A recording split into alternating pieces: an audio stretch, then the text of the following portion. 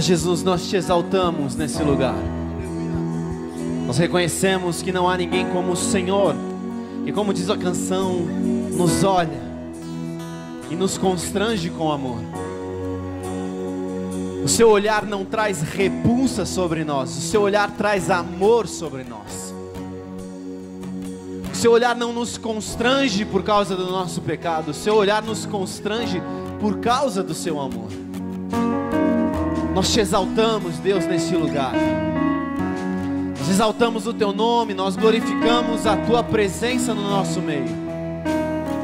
Nós te entregamos esse tempo de palavra, Pai, esse momento onde estaremos refletindo sobre aquilo que o Senhor tem nos ensinado na sua palavra. Que o Senhor traga vida, traga luz e clareza em todos os sentidos sobre as nossas vidas nessa noite. Pai, nós abençoamos os professores, o ministério infantil. Não é um tempo para tirar as crianças do templo, mas é um tempo onde elas são ministradas lá em cima. Em nome de Jesus, Pai, nós te exaltamos, Pai. Nós te exaltamos em nome de Jesus. Amém? Aleluias. Ô Pedro, baixou bem aqui. Eu não sei quem você mexeu, se foi o PA, se foi alguma coisa.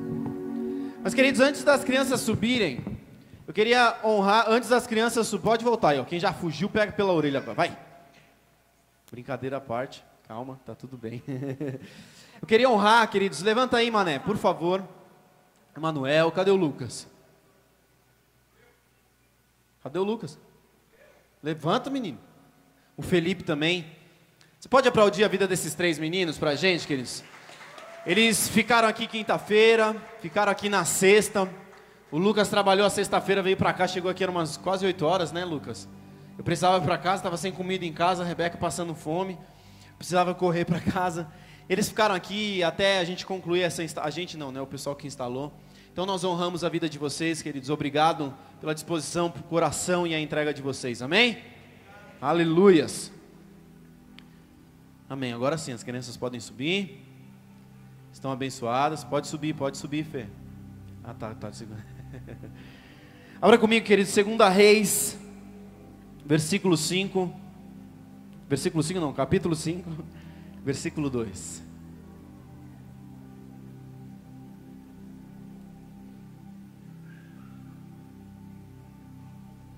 Acho que melhorou. Ô Renatão, tá quente a água quase. Tá calor. Mas pode deixar, tô brincando. Pode trazer água gelada. Não tem... Deixa minha garganta lá se lascar. O importante é eu não ficar passando calor. Mas vamos lá. 2 Reis 5, versículo 2. Leia aí comigo, queridos. Naquela época, saqueadores sírios tinham invadido o território de Israel. E entre os cativos havia uma menina. Fala para o irmão do seu lado, menina. Não é que você está chamando, se é um menino do seu lado, você não está chamando ele de menina, tá? É só o texto. Havia uma menina que se tornou serva da esposa de Naamã. Certo dia a menina disse à sua senhora: como seria bom se o meu senhor fosse ver o profeta em Samaria, e ele o curaria da lepra. Naamã então contou ao rei o que a menina israelita tinha dito.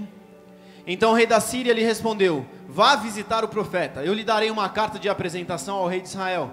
Naamã partiu dali, levando seus quilos de prata, 350 quilos de prata, 72 quilos de ouro e 10 roupas de festa. Queridos, para você entender um pouco, em determinado momento a Síria ataca Israel. E Naamã, um dos caras de alto escalão do exército sírio, ele invade esse lugar e toma essa menina como escrava.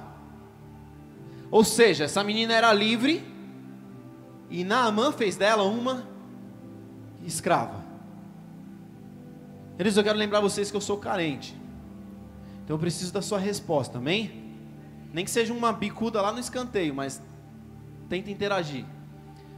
Então, essa menina, se nós olharmos profundamente esse texto, ela deveria ter entre 10 e 14 anos. Vamos fazer uma média, 12 anos. Com 12 anos, queridos, o que você sabia da vida?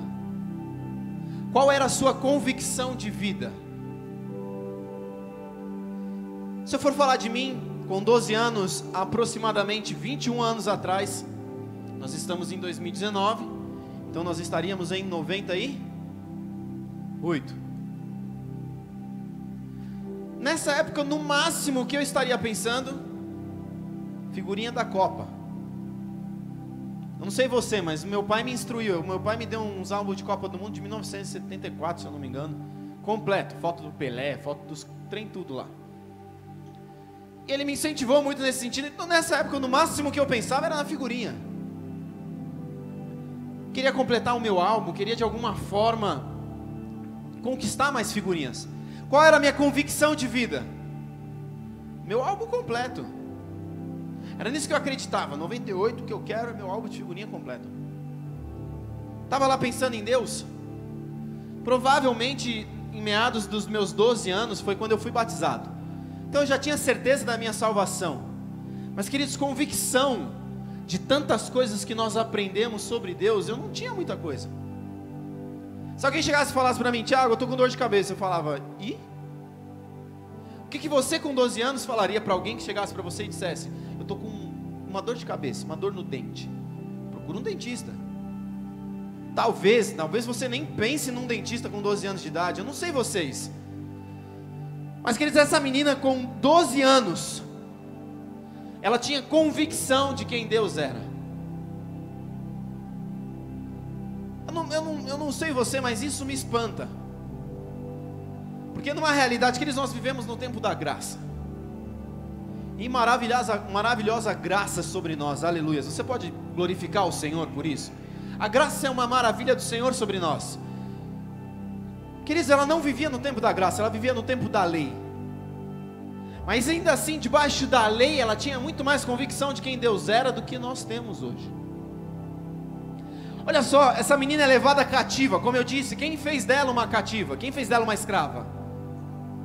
Naamã, certo? Ela se torna escrava da esposa de Naamã.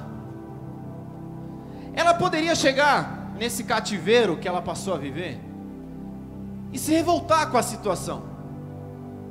Eu não sei você, mas suponhamos que você com seus 12 anos, aquele coleguinha de escola que te importunava, você não odiava ele? Ou ainda nem que te importunava, mas aquele CDF da sala, assim, você se matava, estudava, aí o cara não fazia nada e tirava 9,5.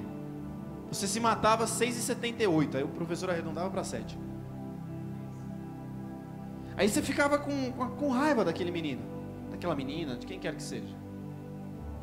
Essa menina que eles tinham tudo para se revoltar. Ela é retirada, pensa comigo. Eu estava pensando quando eu formulei essa mensagem, se com meus 12 anos, algum louco chegasse e me raptasse da casa dos meus pais, no meio da rua, sei lá, no condomínio, chegando lá, a gente morava em São Paulo na época, com 12 anos, exatamente no meio de 12 anos de idade, a gente mudou aqui para Alphaville. Mas suponhamos que alguém chegasse e me pegasse ali, eu chegasse numa outra realidade. Eu já era cristão, já era batizado, mas queridos, provavelmente eu me sujeitaria à realidade daquele novo lugar onde eu moraria. Se aquela família não fosse cristã, fosse de qualquer outra religião, muito provavelmente eu seria inserido naquele meio. Se eu tivesse boas recordações, pode ser que eu me lembrasse com carinho da igreja, de Deus, de tantas coisas, mas o mais provável é que eu me sujeitasse àquilo. E pior, talvez eu me sujeitasse àquilo, fosse obrigado a estar ali, e eu criasse repulsa por aqueles que me sequestraram, que me raptaram. Só que essa menina, queridos, ela é retirada de Israel. Ela está ali no meio da sua casa, da sua parentela, está com seus pais, talvez tivesse irmãos, a gente não sabe, a Bíblia não relata. Mas ela é retirada desse meio. Primeira coisa que muda, sua casa. Quantos já mudaram de casa aqui? É gostoso? Depois de um tempo, sim, é prazeroso, assim, você conquistou, mas pensa que você passou por um aperto financeiro, você tem que mudar de casa, é legal? Não é legal. É mais ou menos essa situação que a menina passou. Então, primeira coisa, ela sai do meio daquilo que ela está acostumada, da sua casa. Sabe, na sua casa o seu colchão ele está encurvado para o lado esquerdo, então você já sabe como você deita nele. Você chega num lugar novo, você não conhece nada. Quando nós nos mudamos aqui para Alphaville, queridos, eu nunca tive problema para dormir. Mas a primeira noite, pensa que eu não conseguia dormir. Por quê? Silêncio demais. Em São Paulo nós morávamos no 11º andar de um prédio, na frente de uma avenida. Então era ônibus, carro, a noite inteira. Dormia que era uma maravilha. Chega aqui em Alphaville, a nossa casa numa rua que de noite nem mosquito passa. Não conseguia dormir. Saímos de uma realidade que não é a nossa. Essa menina aconteceu isso. Primeiro, ela sai da sua casa, daquilo que ela está acostumada. Ela sai do meio de tudo. Sabe, pai, eu estou a fim de comer uma bolacha. Pega lá, filha, ela sabia onde tinha.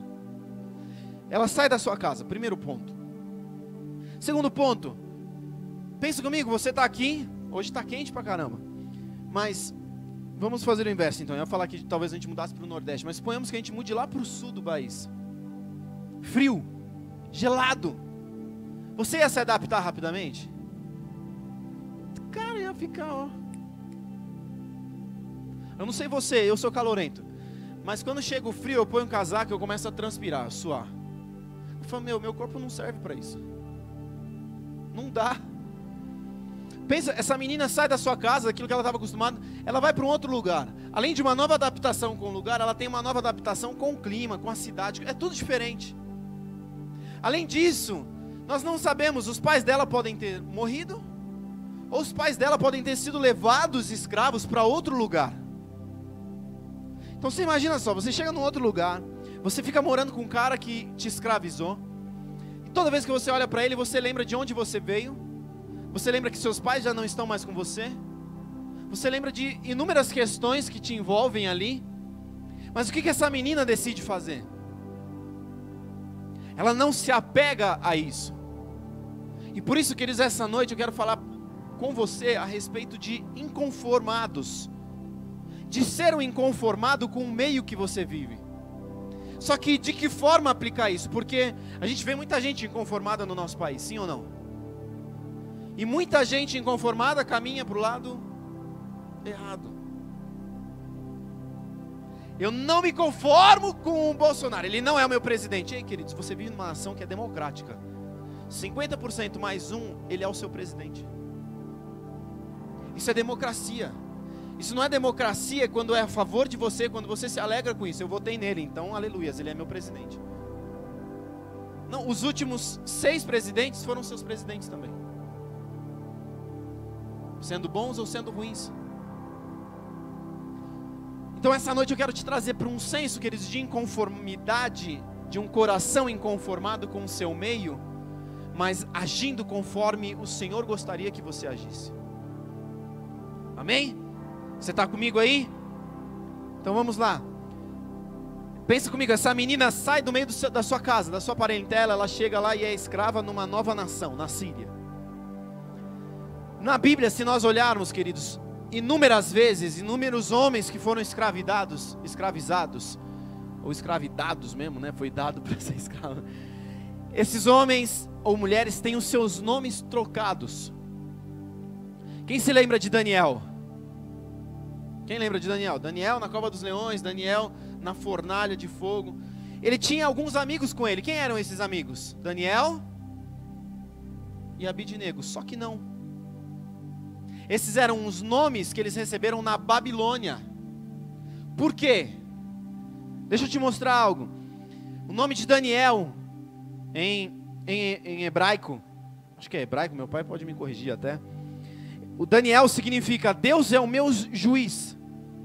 Ele chega na Babilônia e muda o nome dele para Beltesazar, que significa príncipe de Bel, ou Nebo protege sua vida. Aí tem Ananias, que significa o Senhor foi gracioso E ele tem o seu nome trocado para Sadraque.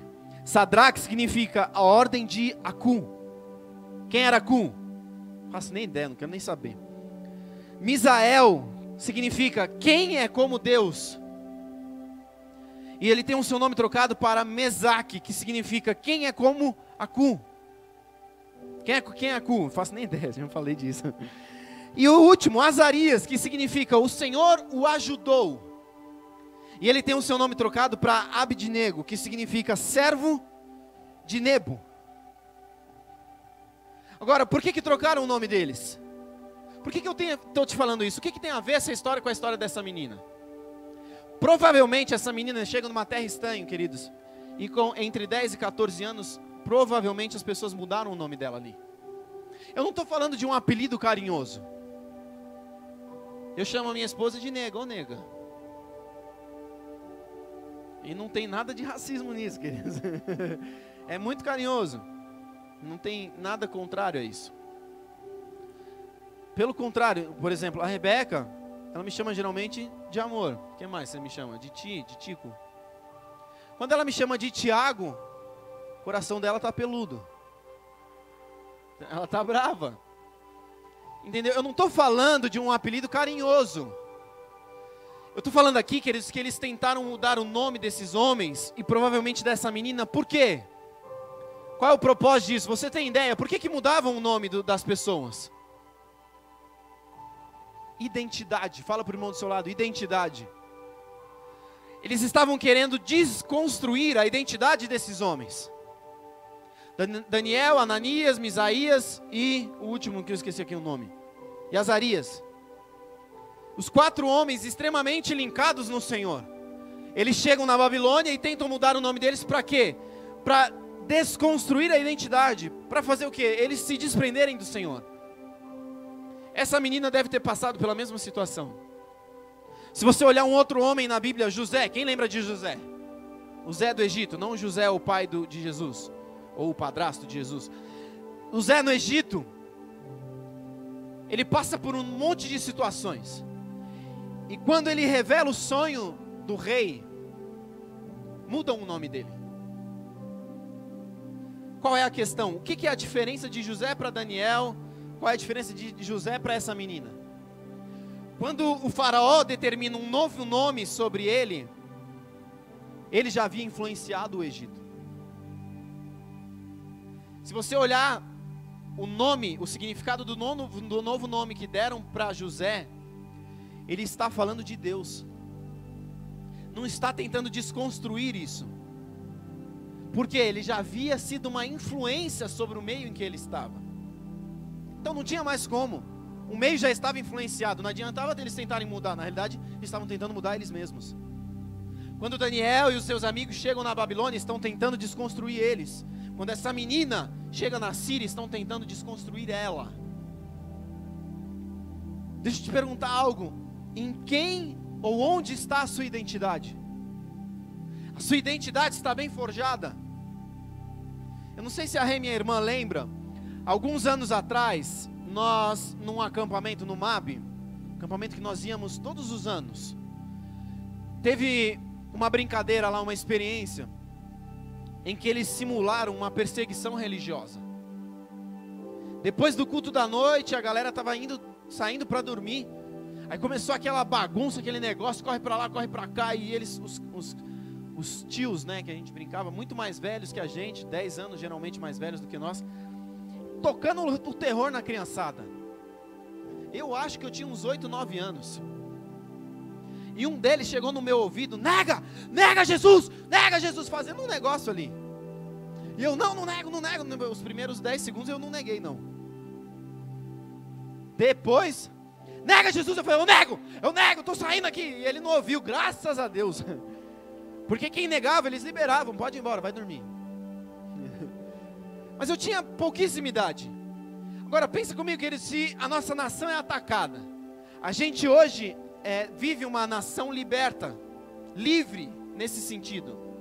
E essa liberdade muitas vezes é uma prisão sobre nós.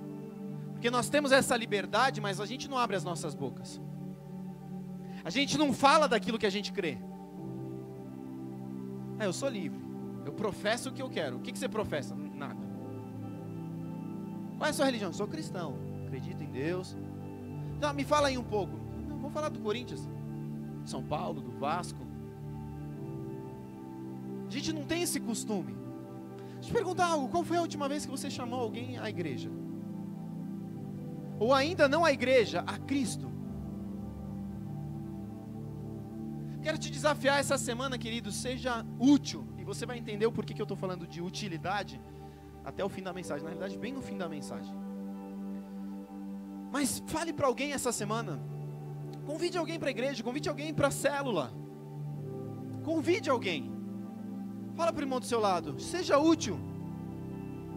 Fala, irmão, sem medo. Seja útil. Olha só, eu quero falar conosco hoje sobre inconformidade, ser uma pessoa inconformada com o seu meio. Mas da onde que deriva essa palavra? Essa palavra, ela é derivada de formar. Fala para o irmão do seu lado, formar. Guarda isso, queridos. Que significa criar, dar forma, dar certa configuração, tomar o aspecto ou tomar a forma de.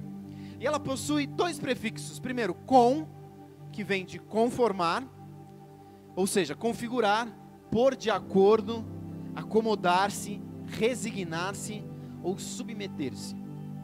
E a segunda parte, in, que vem de inconformar, que não se conforma diante das adversidades, que não se resigna ou se submete facilmente. Então pensa comigo, esses homens, os 4 que eu citei, chegam na Babilônia e o que eles são? Conformados com o meio ou inconformados com o meio? Eles estão submissos ao meio? Não.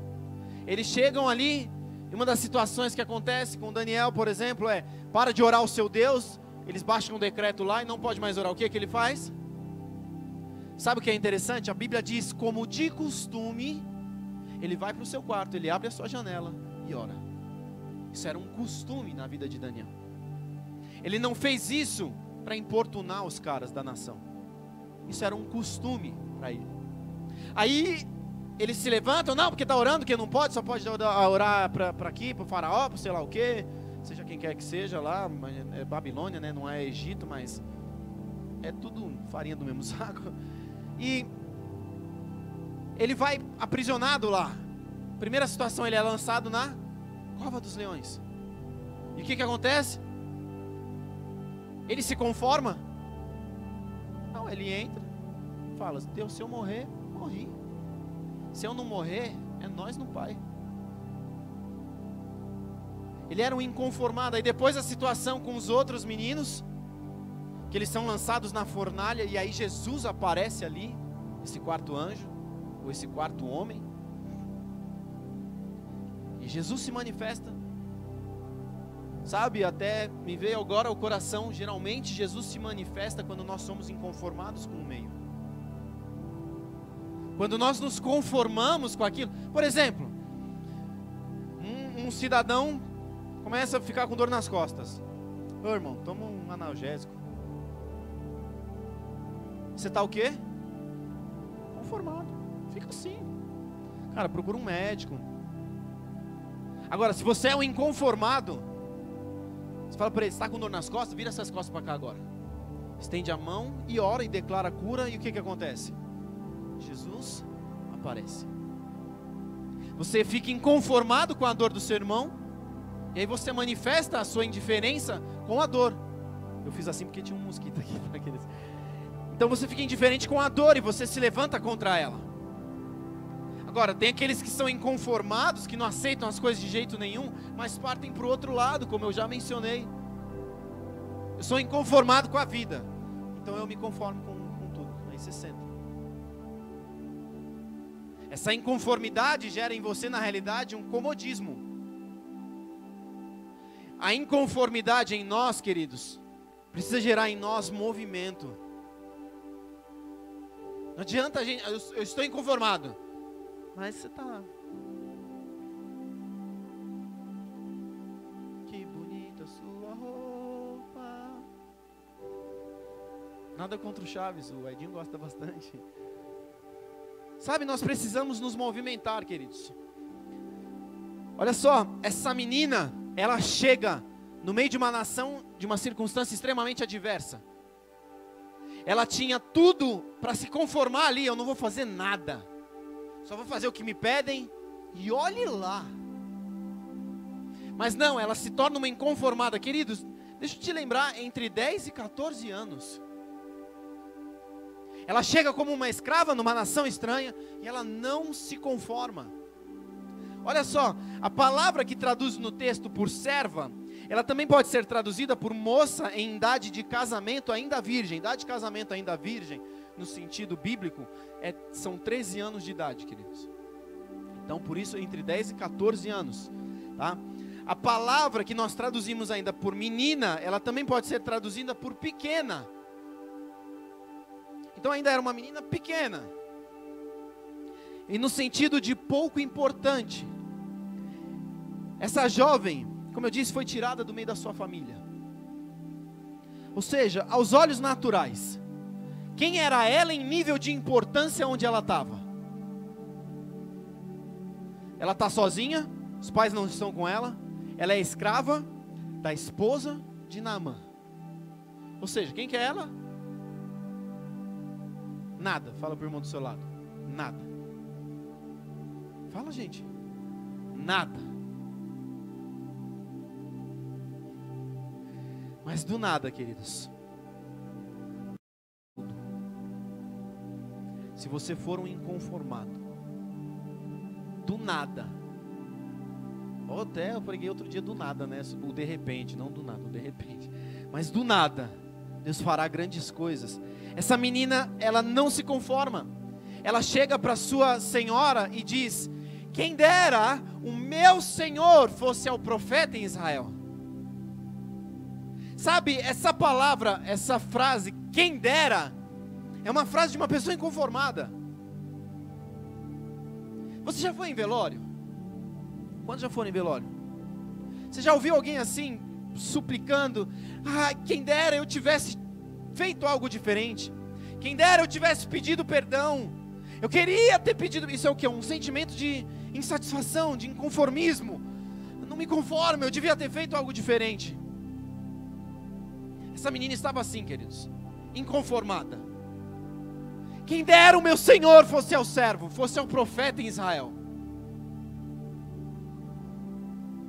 Nós vemos muitas pessoas, queridos, nos nossos dias, com uma realidade muito parecida com a dela. Em estado grave, em estado crítico. Quantas pessoas não vêm de comunidades carentes, de uma favela? Sabe, eu me lembro aqui de um irmão que ele veio de uma favela. E ele conheceu outras tantas pessoas, outros tantos homens que vieram da mesma realidade que ele.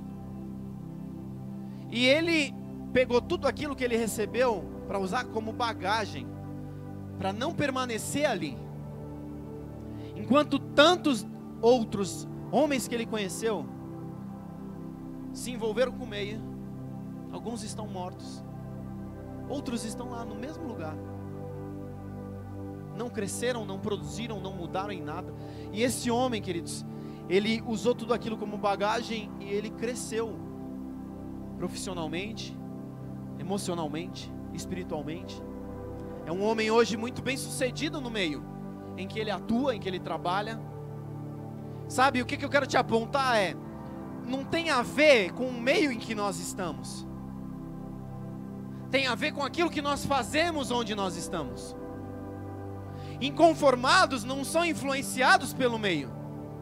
Inconformados influenciam o meio em que estão. Onde você está hoje? Qual é a sua realidade? Você está sendo uma influência ou você está se permitindo ser influenciado pelo meio? Como é que você tem caminhado? A questão, queridos, é o que nós estamos fazendo com o que a vida nos tem dado. Ah, minha vida é uma desgraça. Aí você se acomoda, se entrega a isso. Usa o que a vida está te dando. A vida está te dando. Eu já ouvi uma frase dessa na internet. A vida está te dando pedrada. Pega essas pedras e constrói um degrau para você subir de nível, continuar caminhando. Pega essas pedras para pavimentar o chão que você está andando. O que você tem feito com o que a vida está te dando, querido? De que maneira você tem caminhado? Não se permita viver em função das circunstâncias que te cercam. Olha só, abre aí 1 Samuel 13, versículo 8.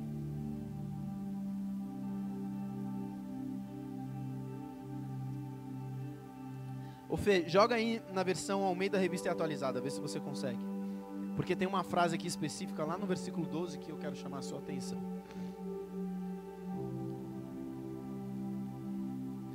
Olha aí, a gente vai até o 12, tá? Esperou Saul 7 dias, segundo o prazo determinado por Samuel. Não vindo, porém, Samuel a Gilgal, o povo se foi espalhando dali. Então disse Saul: trazei-me aqui o holocausto e ofertas pacíficas, e ofereceu o holocausto. Mal acabara ele de oferecer o holocausto, eis que chega Samuel. Saul lhe saiu ao encontro para o saudar. Samuel perguntou: o que fizeste? Respondeu Saul: vendo que o povo se ia espalhando daqui, e que tu não vinhas nos dias aprazados, e que os filisteus já tinham ajuntado em Miquimás, eu disse comigo agora descerão os filisteus contra mim em Gilgal, e ainda não obtive a benevolência do Senhor, e forçado pelas circunstâncias, fala para o irmão do seu lado, forçado pelas circunstâncias, ofereci holocaustos. Querido, Saul era rei. Os reis não podiam oferecer holocausto. A incumbência de quem oferecia um holocausto, de quem matava o cordeiro, derrubava o sangue, fazia toda aquela cerimônia, era do profeta. Não era do rei. O rei não podia fazer isso. Aí é o que Saul diz: forçado pelas circunstâncias, ele faz o que não deveria ser feito. As circunstâncias estão te pressionando. Você está se sentindo acuado, pressionado. Você está se sentindo preso em meio àquilo que está à sua volta. Não faça nada. Espere. Não caminhe segundo o que as circunstâncias estão te apontando. Caminhe debaixo do propósito e não da necessidade. Faça uma conta comigo, queridos. Quantos aqui sabem quantos anos Saul reinou? 40 anos. Tá? Saul reinou por 40 anos. Agora, abre comigo. Eu já baguncei a mensagem aqui, deixa eu só achar. 1 Samuel 15, versículo 30.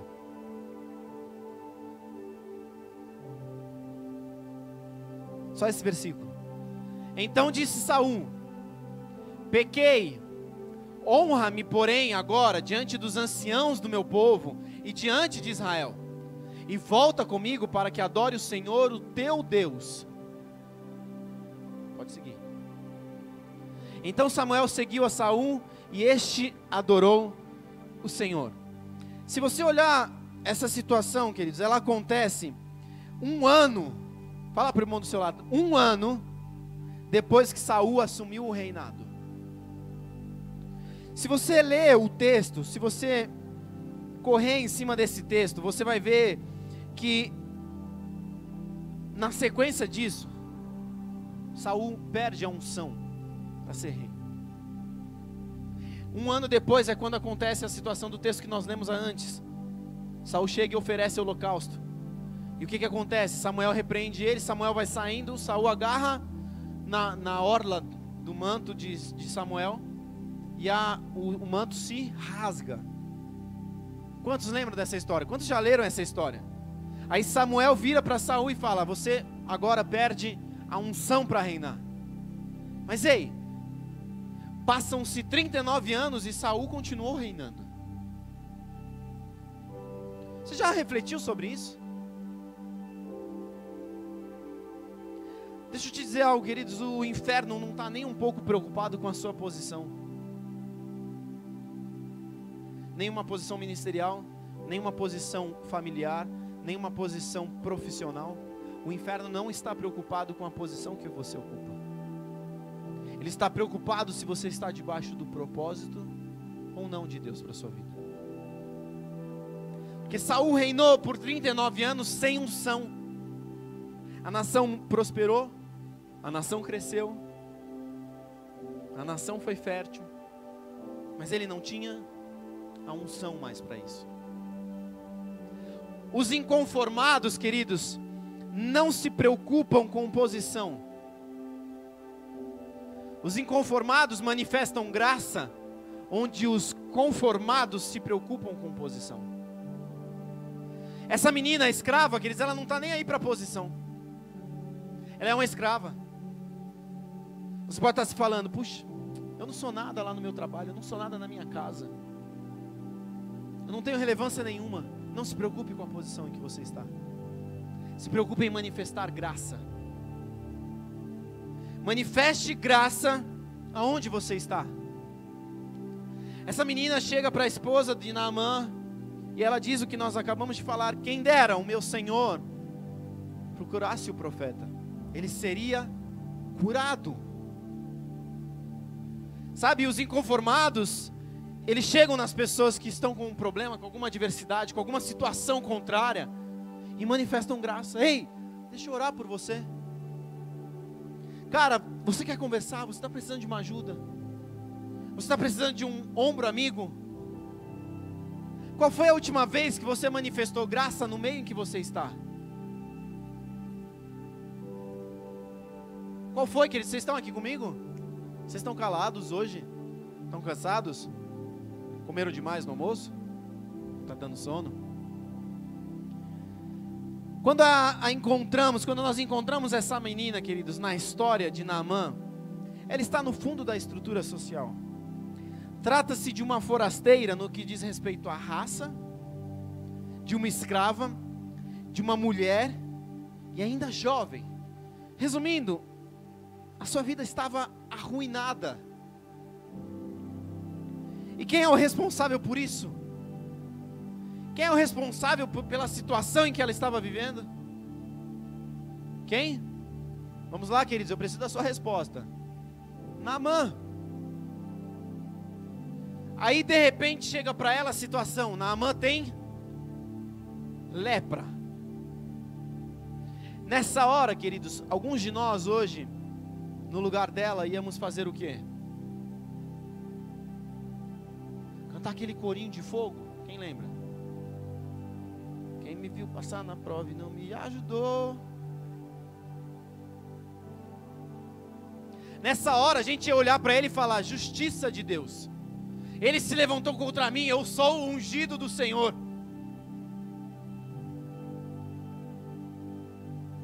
A nossa posição é uma posição de carranca. A gente olha para nós quando nós deveríamos estar estendendo graça. E queridos, o que me impressiona é que essa menina tinha tudo. Ela era nova, ela não tinha noção da vida como um todo. Estava no começo da sua vida, ela tinha uma certeza: eu vou ser escrava daqui até o fim da minha vida. O cenário da nação de Israel era muito contrário a um levante da nação para restaurar aqueles que foram aprisionados. Mas ela olha para o seu Senhor e diz: quem me dera ele buscasse ajuda no profeta. Cara, graça. A escrava olha com compaixão para o seu Senhor. Sabe, esses dias atrás aí, seu chefe talvez tenha pegado no seu pé. Talvez o seu chefe tenha olhado para você e falado alguma coisa que você não gostou. O seu pai, seu marido, sua esposa, seu filho te torrando a paciência. E você, em vez de manifestar graça, de olhar com compaixão, você já faz igual um filmezinho que o Isaac assiste, que ele gosta, divertidamente. Tem uma personagem lá que é o Raiva. Ele só explode. A gente explode, às vezes a gente não externa nada, mas dentro de nós a gente está pensando a gente com uma faca na mão, bem afiada assim, matando a pessoa. Olhe com compaixão, querido. A escrava olha para o seu Senhor com compaixão. Na versão Almeida e atualizada, ou na nova versão Almeida atualizada, ela diz isso: um dia a menina disse à sua senhora: Quem dera o meu Senhor estivesse na presença do profeta. Ela mostra empatia, ela mostra preocupação. E o que a gente mostra? A gente está na rua, um motoqueiro cai, na faixa da esquerda da marginal, você já vai lá para a quarta do lado direito, é ou não é verdade? Que empatia que a gente demonstra. E queridos, pode falar o que for de motoboy, de motoqueiro, que raça, que sei lá o que. É uma raça, mas é unida. Porque cai um, para 20. Agora, a gente que anda de carro ali, bateu, até o cara que bateu na gente foge. É ou não é verdade? Cara, você tem tido compaixão? Você tem tido um olhar de empatia, de preocupação com o seu próximo? Sabe, a gente mora num condomínio ali que tem uns porteiros no prédio. E toda vez que a gente entra no prédio, tem um porteiro que, assim, com 2 dias que eu morava no prédio, ele já me chamava pelo nome. Eu falei, cara, eu tô preocupado com esse cara, ele vai me assaltar, tu já sabe da minha vida inteira. Mas ele tá lá até hoje, a gente já mora há 8 anos lá no prédio. E é engraçado que assim, a gente entra e eu chego ali, eu sempre abaixo a janela, até porque a gente tem que abaixar, é obrigatório para poder apertar nos negócios. Mas eu sempre abaixo antes de chegar no token. Eu abaixo do lado de fora, eu sempre cumprimento os porteiros ali. Boa noite. Alguns deles assim tomam até um susto, sabe? Assim, boa noite. Por quê? Porque todo mundo que passa por ali é indiferente a eles. Todo mundo não, ou a sua grande maioria. E sabe o que é engraçado? Teve uma vez que eu cheguei no prédio e era depois das 10 da noite. Depois das 10 da noite o portão está fechado. Então a gente para e ele pede para abrir o portão lá dentro. Aí o portão, a gente parou, o portão começou a abrir. Eu falei para ele, boa noite, tudo bom? Ele, boa noite, tudo bom? Aí o portão abriu, eu fui sair, eu falei, bom trabalho, tenha uma boa noite.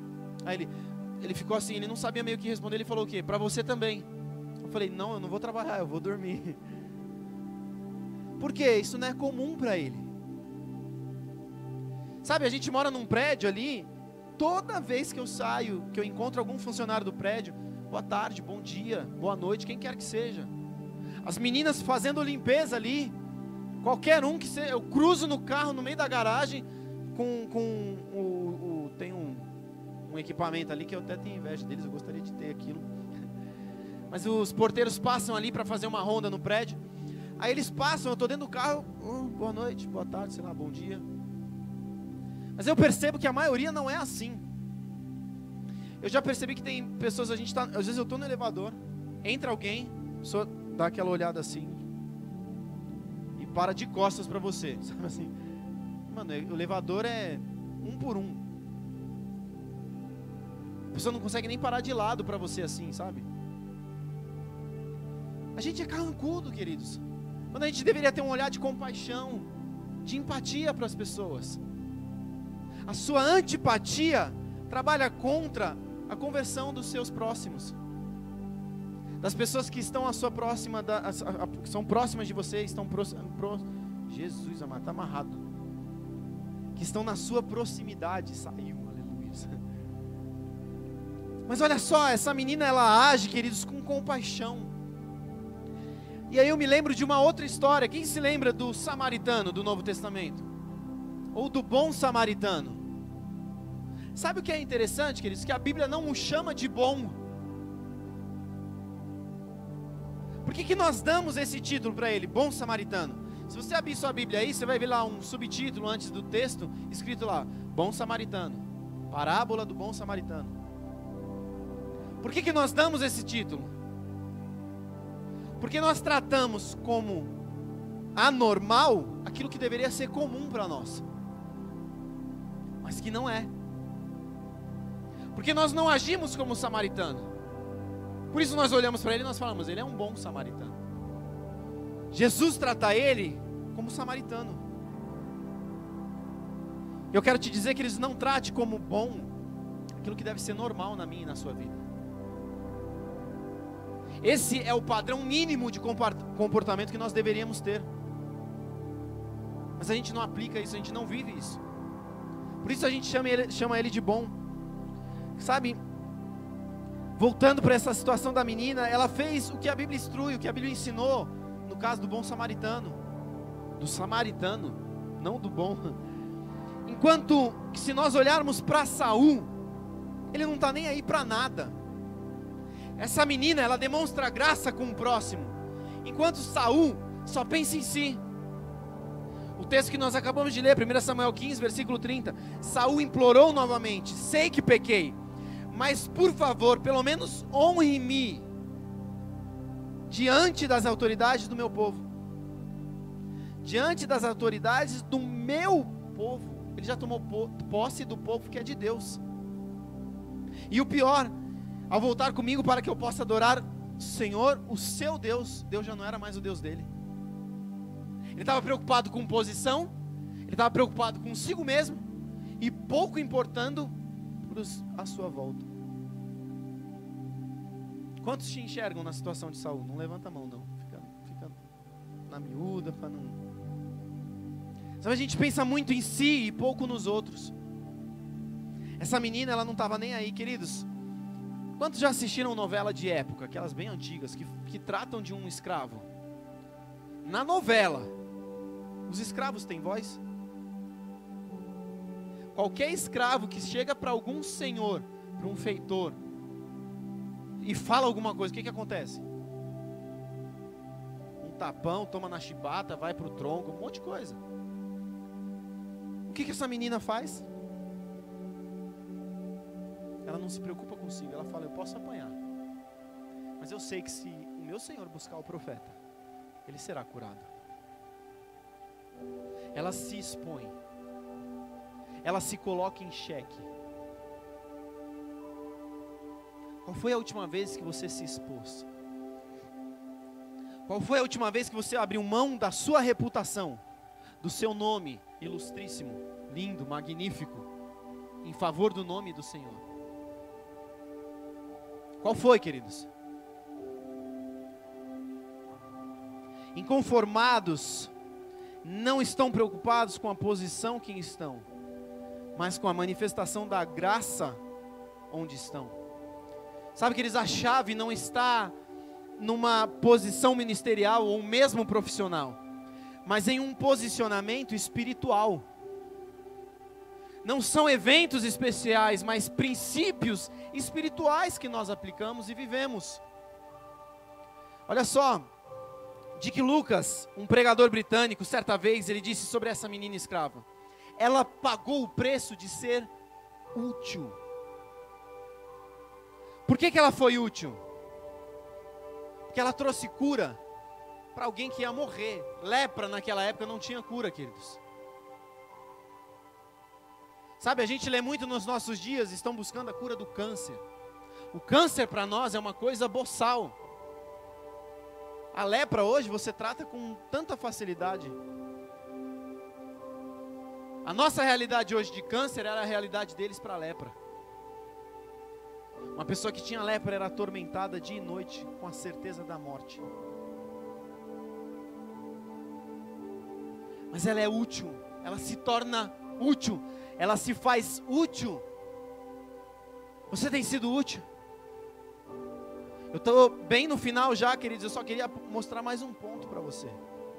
Além de um olhar de compaixão, de ternura, ela libera perdão para o seu Senhor. Pensa comigo, Naamã estava na mão dela, sim ou não? Ela sabia quem Deus era, ela sabia o que Deus podia fazer, ela sabia que o profeta podia curar ele, e ela podia olhar e falar: eu não perdoo esse incircunciso, desgraçado, filho de Belial, jumenta de Balaão, sabe? Usar todos os jargões, os xingamentos gospel. Mas ela libera perdão para aquele que a estava escravizando. Você tem liberado perdão para aqueles que estão te afligindo? Você tem liberado perdão para aqueles que te feriram?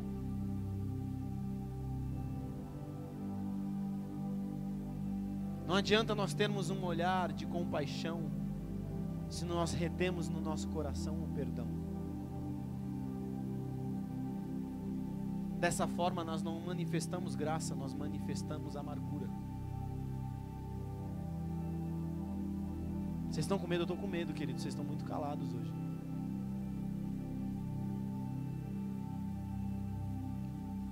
Ela perdoa.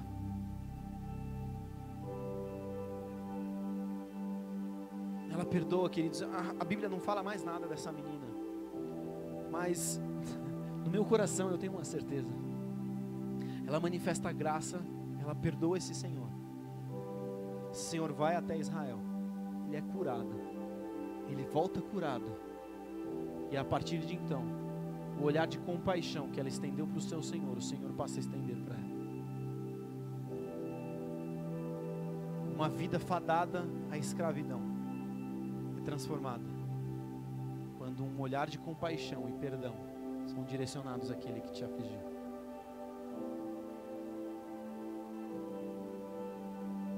Você pode não ter mais relação nenhuma com essas pessoas, com quem quer que seja.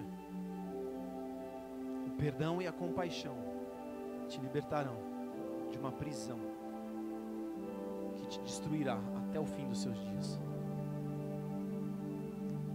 Eu quero chamar o pessoal do louvor. E alguns vão dar glória a Deus porque está cedo hoje, 8h40. Inconformados amam, perdoam e estendem misericórdia. O conceito, queridos, de liberdade não se restringe ao lugar. Olha só, mas ao modo de ser. Essa menina, ela não se entrega à realidade prisional em que ela estava, mas ela entende a liberdade que ela tinha espiritualmente. Ela era uma cativa, liberta espiritualmente, enquanto o seu senhor, Naamã, era um liberto, cativo, em uma doença. Não sei se você compreende, mas ela escolheu, queridos, em meio a uma circunstância totalmente adversa para ela, ela escolheu ser de Deus, independente de onde ela estava. Isso fez dela uma pessoa livre. Liberdade não é o lugar, não são as circunstâncias, mas é um estado de espírito. O que tem te aprisionado? Em que você está preso, querido? Conformados se acomodam ao status atual, enquanto que os inconformados são ousados e mudam a realidade do mundo atual. Eu quero orar com você, querido. Quero te pedir, se coloque de pé no seu lugar. Se você entende de alguma maneira, queridos, que você tem se conformado, que você tem se acomodado, e você quer caminhar para um ambiente diferente, de liberdade. Eu estou aprisionado, eu estou preso em tantas coisas. Quero te chamar a ser útil, como essa menina foi, a fazer diferença, a ser relevante.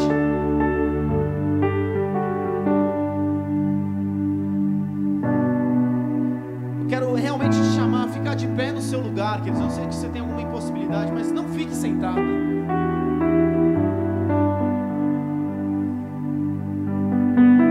Não fique aprisionado, queridos, a uma cadeira agora, a um celular, a qualquer coisa.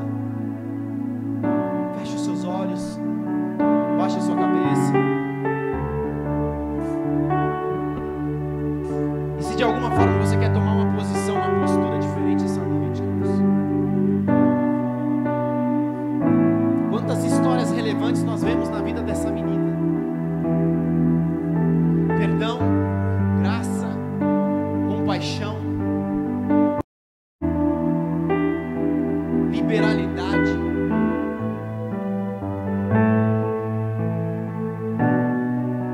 Se você quer tomar postura essa noite diferente daquilo que você viveu até aqui, eu quero te chamar até aqui à frente. Eu quero ser útil para o reino, eu quero ser útil para a minha igreja local, eu quero ser útil no meu trabalho, eu quero estender graça, eu quero estender amor, eu quero manifestar perdão, Eu quero ser diferente de tudo que eu já fui até aqui. Se posicione diante de Deus.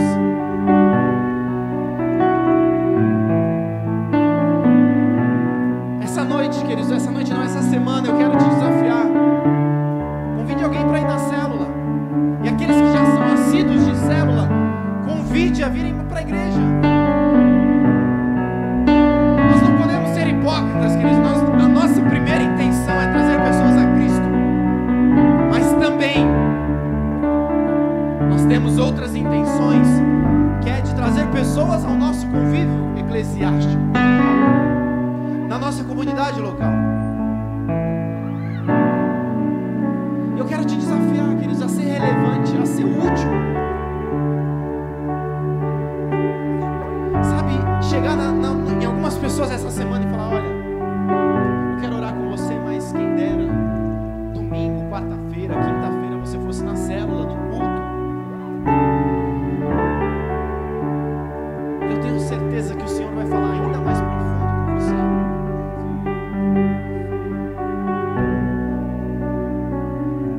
Pai, essa noite nós não queremos nos conformar. Nós não queremos mais ser conformados no meio em que nós estamos. Nós não queremos nos acomodar com uma realidade medíocre que nós temos vivido.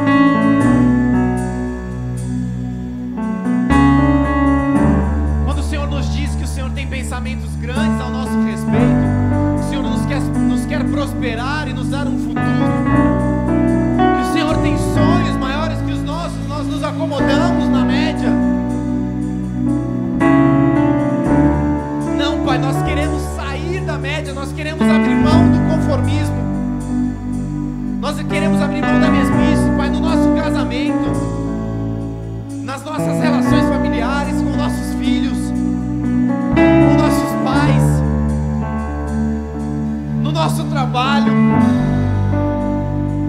no meio, na rua onde nós moramos, nas casas onde nós moramos, nos prédios onde nós moramos, na faculdade, escola, onde quer que nós estejamos estudando. Nós queremos ser relevantes, nós queremos ser inconformados naquele lugar, Pai.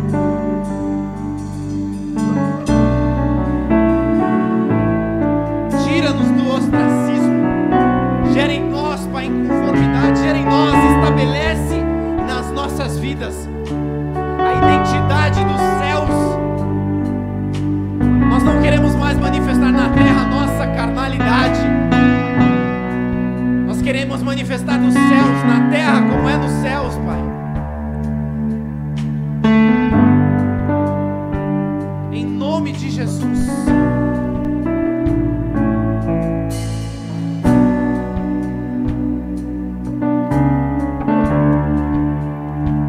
Faça a sua oração, queridos, nessa hora. Talvez você tenha coisas específicas e profundas que são entre você e Deus. Nós vamos cantar, ministrar esse louvor.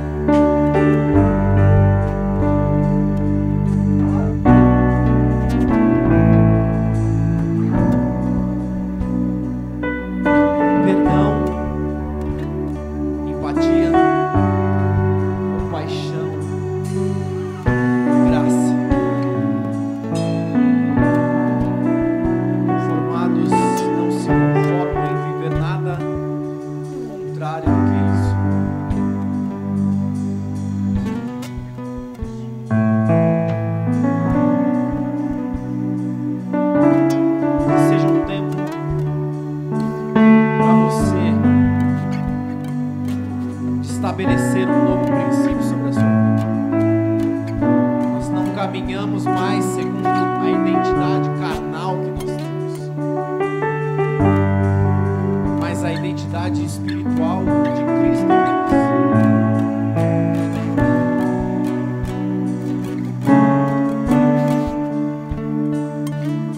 Para tudo que você for fazer essa semana, para tudo que você fizer nesses próximos dias, se questione o que Jesus faria em meu lugar.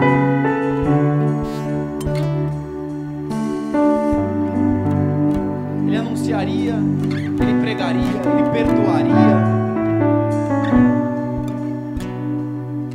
Ele faria o que eu estou fazendo ou ele faria algo diferente? Não se conforme, queridos, ao padrão desse mundo, mas renovai a sua mente. Que seja um tempo de renovo de mente sobre a sua vida, de mudança de parâmetros e posicionamentos que vão contra aquilo que Jesus manifesta nas nossas vidas.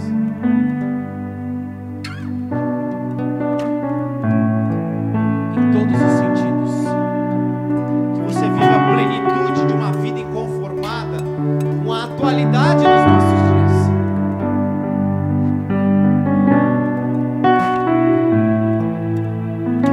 O meu trabalho é chato, hein? Manifesta a graça. A minha casa tá chata, manifesta a graça. O meu casamento, manifesta a graça. Ah, Tiago, é fácil para você? Não, queridos, não é não. Você não tem ideia das coisas que muitas vezes passam, sobem no meu coração. E quantas coisas eu não preciso respirar fundo e declarar como Jesus declarou para trás de mim, Satanás.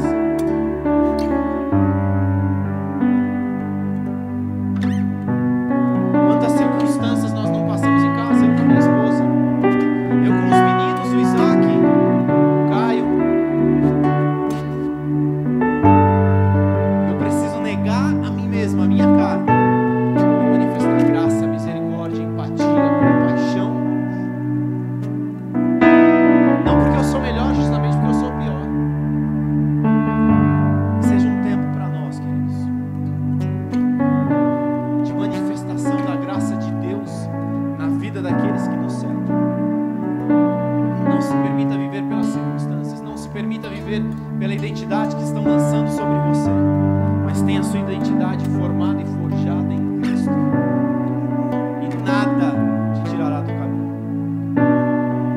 A sua posição e o seu posicionamento em não se render às circunstâncias trará sobre a sua vida a manifestação de Jesus. E aí, queridos, quando Jesus aparece, a situação de um tempo de trevas, você se torna provisão. José no Egito foi assim. Foi declarado um decreto sobre ele, 7 anos de muita bonança e depois 7 anos de muita ausência. Mas onde José se posicionou, a nação egípcia se tornou a mais rica de toda a face da terra. Identidade de Cristo gera provisão na minha e na sua vida.